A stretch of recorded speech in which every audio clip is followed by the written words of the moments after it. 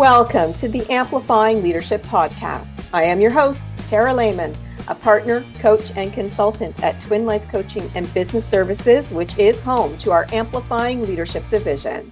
This podcast is your space to expand your leadership and knowledge with meaningful stories, practical wisdom, and conversations that remind you you don't have to lead alone. To learn more about our leadership services and the Amplifying Leadership Circle community, please visit us anytime at amplifyingleadership.ca. Today, I am welcoming Carissa Karban, a leadership embodiment coach and co-founder of Astra Puffs. Welcome to Amplifying Leadership.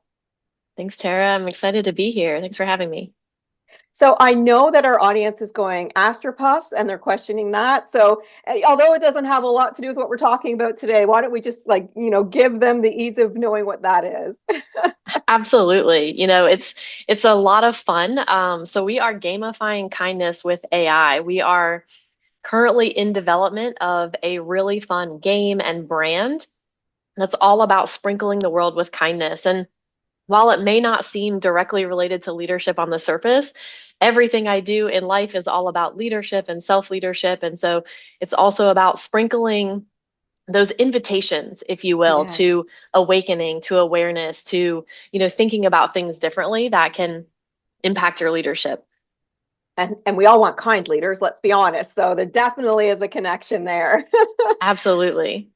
All right. So now that that's aside and everybody knows what that is, why don't you tell us a little bit about your story, your leadership story? Where'd you come from? Yeah, it's been a winding road. I'll say that, just like many leaders that I look up to and respect, it hasn't been a straight and narrow path for me. So I definitely, I actually came into the corporate world through Cisco, the networking company, as an engineer. So my background is in engineering, got a master's, realized I didn't necessarily want to just be in academia. I was in a PhD program, so I left that, joined Cisco as a network engineer. And through that opportunity, I sort of wove my way through business operations and training and enablement, and very quickly realized that leaders have a tremendous impact. Especially in these hierarchical structures that we work in, especially in corporate America, where I'm based in the US, it was wild to me to see how powerful leaders are, whether they wanted to be or not, because we tend to defer to, our leaders, to our managers, to people higher up in the organization. And so very early on, I realized, this engineering thing is interesting, but when I'm in my free time, I'm listening to books about leadership and business. I'm studying these topics because I want to know, how do we do this more effectively? I was one of those people that had the classic bad examples of several leaders that I thought there's got to be a better way than this. I think we've all had a couple of those.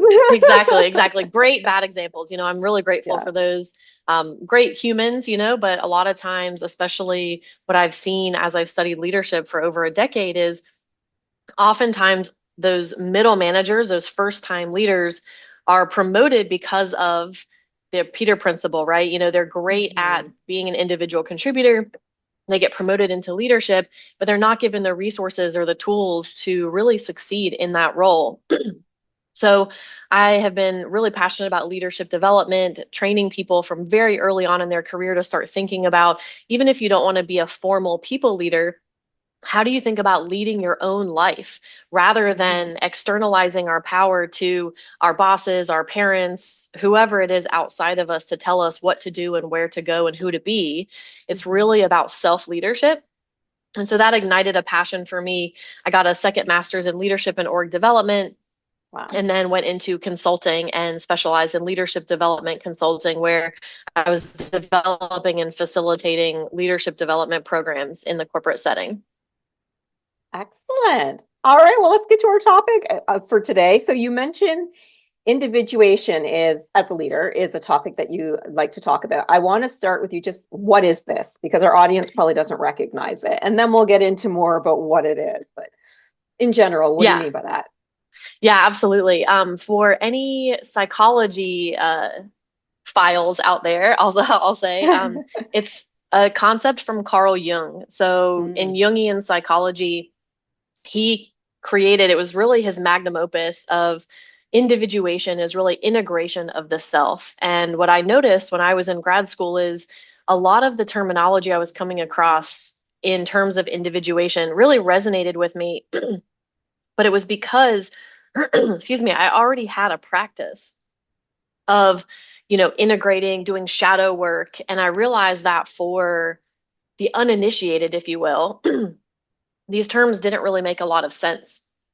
And so it's really about, as a concept, it's how do we not just create awareness about who we are, but how do we integrate all aspects of ourselves, even the parts that maybe we've shunned, we've repressed, we've ostracized because someone along the way told us it wasn't good enough or we shouldn't be a certain way.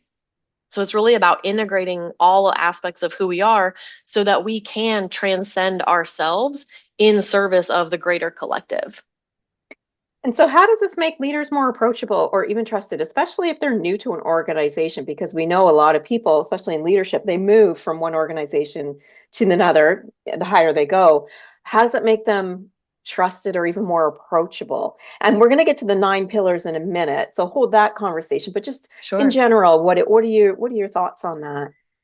Yeah, well, when I think about leadership, Tara, I really think about our ability as individuals to be grounded in who we are, to be the Hmm. leaders of our own lives, not just in that formal professional sense, but Hmm. in all domains of our life. And what I found to be true is the more grounded we are in ourselves, the more confident we are in what we bring to the table, the more space Hmm. we can create for others to contribute their voice. Because often in those kind of bad examples that I spoke of earlier, what I found was it's when we're insecure, when we fear that we don't have what it takes, or, we're worried that someone's going to outshine us.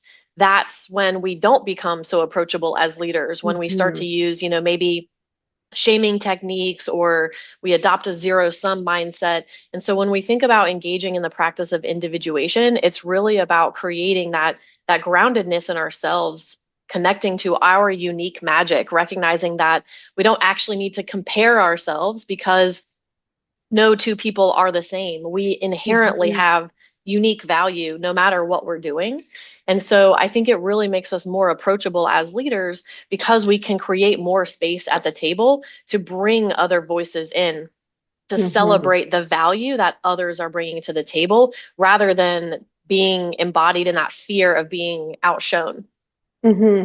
And it goes to the whole idea of, being that the leaders who welcome all voices, right? As you said, and understanding that we're all different. And I said this before on my podcast, but as an identical twin, we're different. We're not the same person. So you can't even compare, people like myself. It's just, we really need that inclusive leadership. We want to hear those voices. We want to hear what people have to say based on experiences in their past, etc. Right? So love that you bring that up. All right, I want to make sure we have good amount of time to talk about the 9 pillars today and as they relate to leadership. So why don't you get us started on what is your favorite pillar and getting us started there? Oh gosh, well, my favorite pillar is presence. That's really the culmination of all the other pillars. And when we visualize individuation, the way I created it when I was in grad school doing research on this was it's really circular. So a it's not a process that has an end.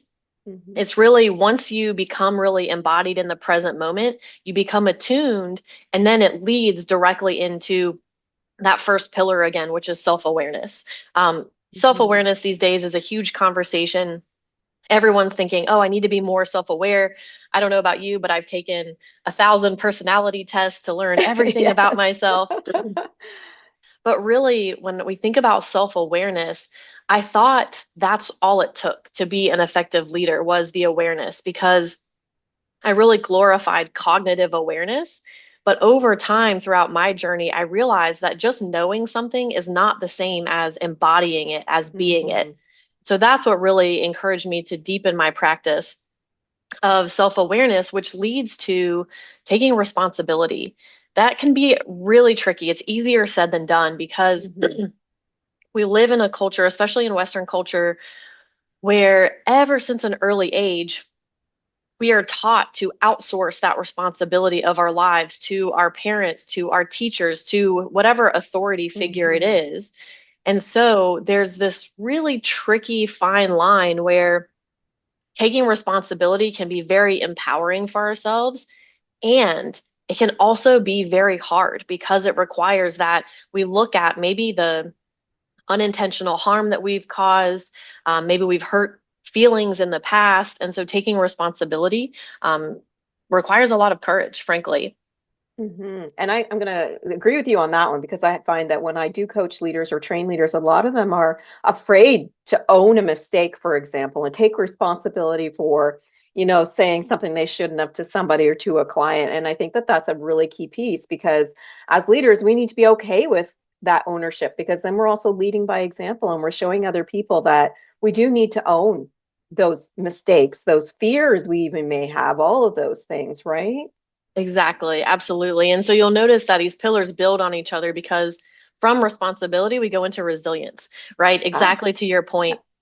As we admit mistakes, as we admit, the conversation around intention versus impact. Sometimes we can have the best of intentions and mm, not the best impact. And so understanding where's that gap, how do we close the gap, requires a lot of resilience to overcome challenges and adversity. I mean, being a leader, whether formally or informally, leading our lives can be really challenging and it requires some yes. resilience to get through. Yeah, and I think that you're right. It's in life and it's in leadership and it's everywhere is to really have some of that resilience, especially if there's going through major changes in organizations that, when we talk about the leaders and dealing with some major change, that resilience is needed. Again, also leading by that example to show people that it's okay. And who isn't undergoing incredible change these days? Right? Whether you're Yeah. it's org restructures or the advent of AI or the social context, Mm, political, whatever it is, like the world is, we're changing at a very rapid pace and it's very yes. hard to keep up with as a human. So if we've got the resilience going now, what is that next pillar that is part of this? Now, this is where things get a little interesting in terms of, okay, self-awareness, taking responsibility, resilience. These might be terms or concepts that people are really familiar with.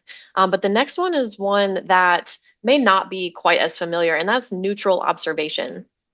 Okay. Some people may have heard of, the practice of non-attachment. That's kind of what it's most likened to, is this idea of neutral observation. How can we create distance between ourselves and what is happening in our lives so that we can observe it neutrally? If we're constantly getting, let's say, triggered or fired up, honestly, whether excited or not excited, then that shows that we're really identified. We're very close. If someone says something to us and it activates our system, which means that our nervous system's getting slightly dysregulated from a comment, it usually is a clue that we are really identified. And so we can get curious and start to get, ask ourselves, why am I feeling this way?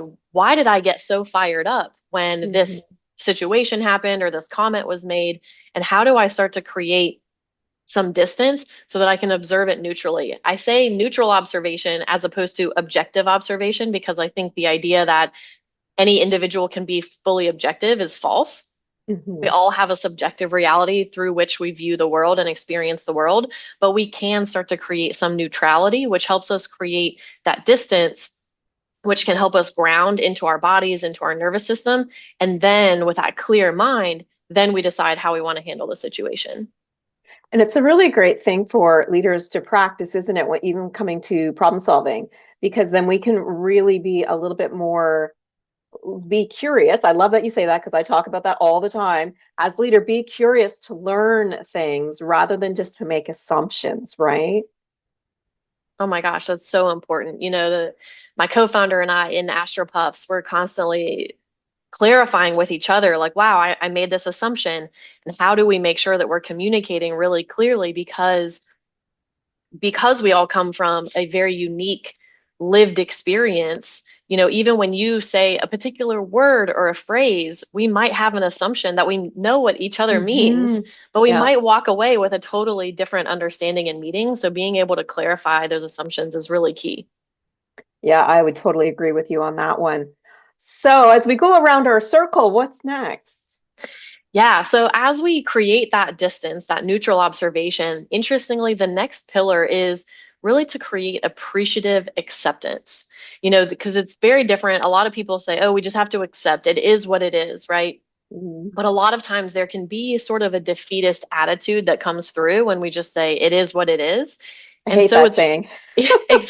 see, exactly, it is what it is. And so we might have a reaction to even that phrase. Hmm.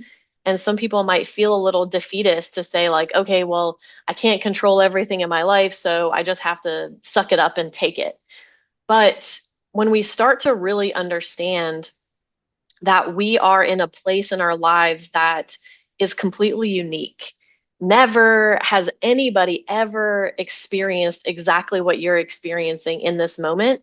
Hmm. No one has had the exact combination of traits and characteristics. Like you are this magical, unique being.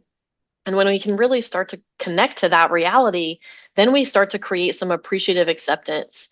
And so I want to differentiate here. A lot of times, as I've been on my own healing journey, as I coach others, and we talk about healing, there's this idea of thinking about our trauma, right? And maybe our adverse experiences that we experienced growing up.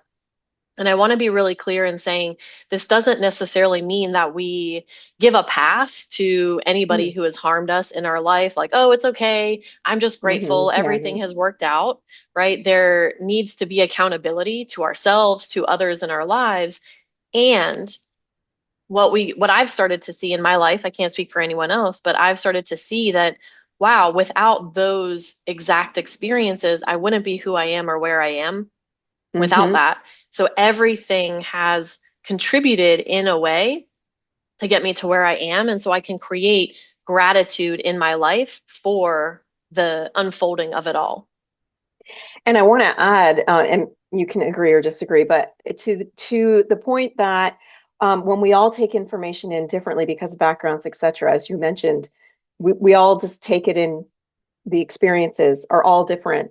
And I always say too, like when we even just being present, you're not going to see the same thing as somebody else, regardless if you're in front of the same screen in the same room in the same conference space, because we all take in colors differently even, right? So everybody is literally different, and I think it speaks a lot to you really need to understand and be present and be curious that you're getting the right message. So I love that you brought that piece up as well. I think it's important. Yeah, I totally agree with that. We just as you're wearing glasses right now, it's like Yeah. we're all wearing these lenses through which we view the world, and they're all customized exactly to Yes, us. exactly. Exactly. Yeah, absolutely. All right, so where do we go from here? So from here, we've really started to create a lot of awareness, taken that responsibility, developed that resilience, the neutral observation, and appreciative acceptance. And from here, this is where we go into integration. This was a concept that Jung himself spoke a lot about, integrating all aspects of ourselves. This is where we get into things like shadow work, really shining a light on those parts of us that, as I mentioned, maybe the classic one to use is, as kids when we're drawing or creating in art class and a teacher comes up to us and says, like, oh, you're not that creative because you couldn't reproduce this, Mm, image or this beautiful picture. So maybe creativity isn't for you. So we essentially abandon the part of ourselves that is really creative because we shove it into the darkness, into the shadow, and we mhm, say, oh, that's not worthwhile. I need to be practical. I need to, go to school. I need to work hard. Creativity is, we create all of these different stories about it. yes, absolutely.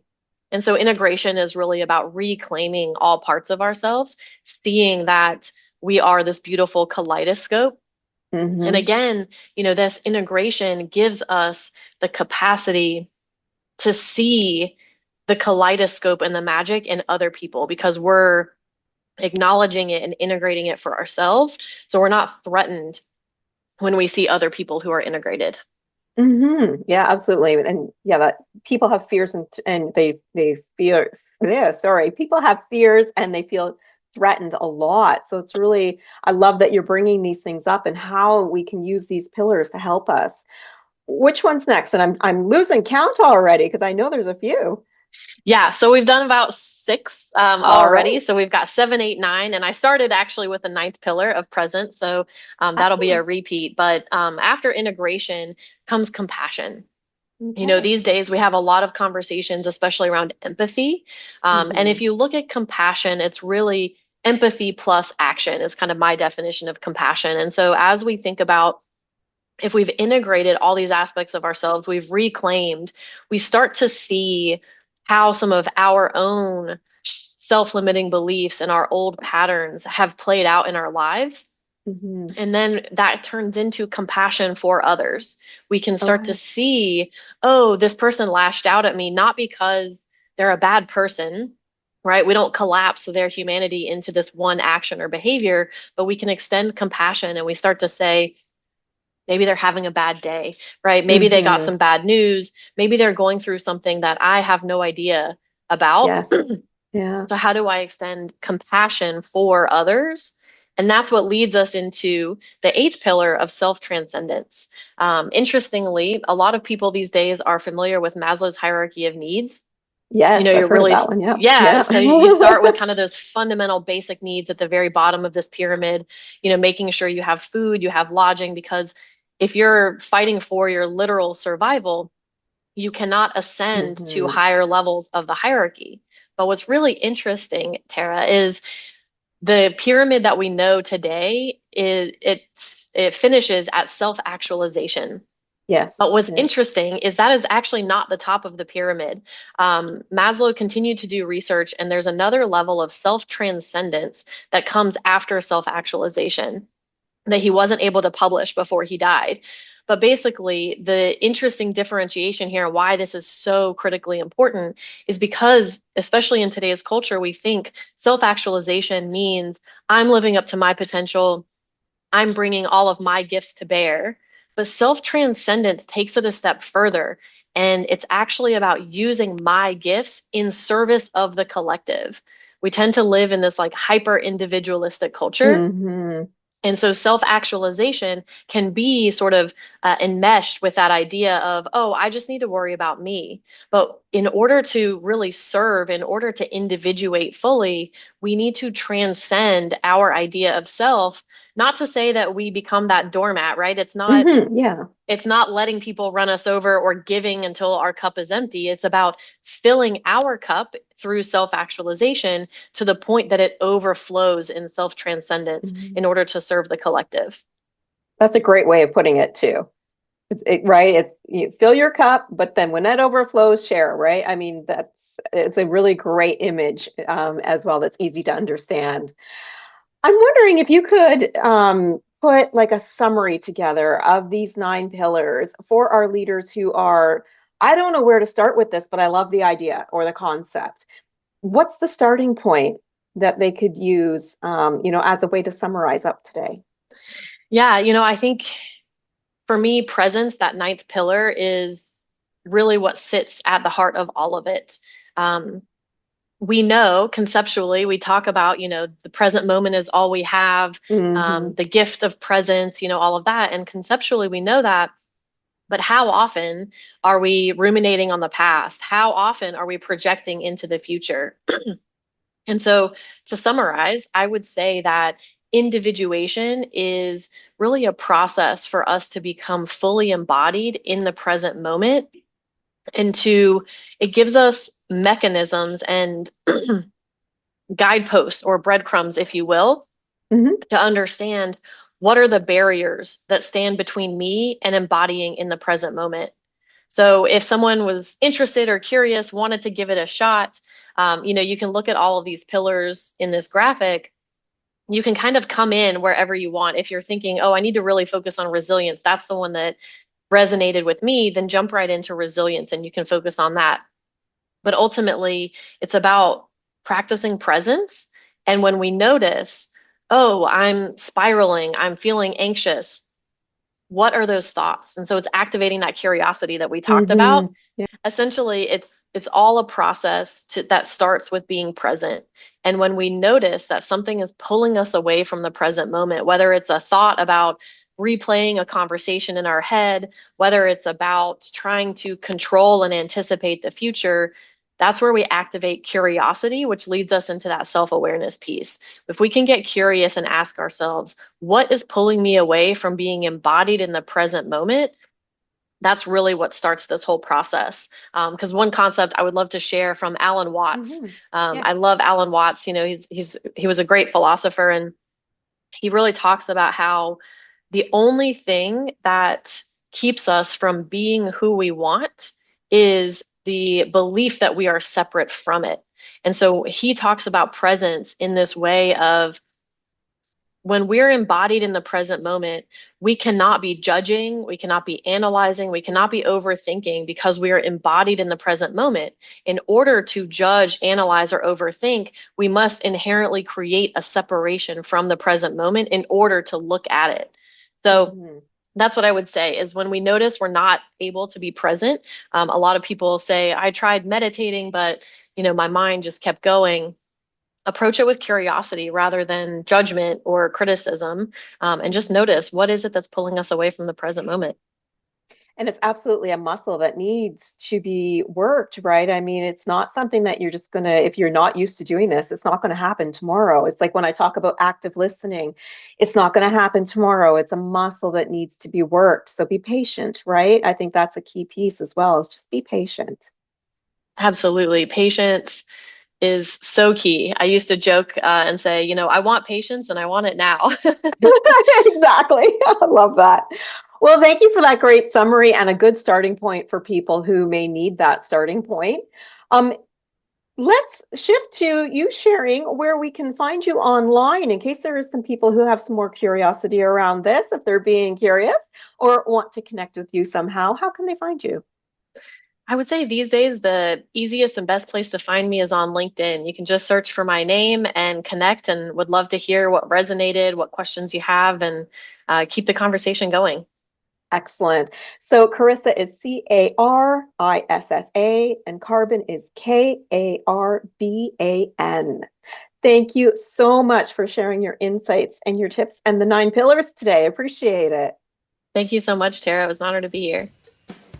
Of course, we thank you, our listeners, as well. We hope our conversation with Carissa offered you something meaningful, perhaps an insight, a shift in perspective, or even a tip or strategy you can put in action right away. If this episode resonated with you, leaving us a great rating truly helps us and our guests like Carissa reach even more leaders who are navigating the same challenges and, of course, those awesome opportunities that you are. And remember, you never have to lead alone. Our new Amplifying Leadership Circle community was created so leaders can grow, connect, and support one another. You can learn more about the community and all of our leadership services at amplifyingleadership.ca. Remember, everybody, leadership matters.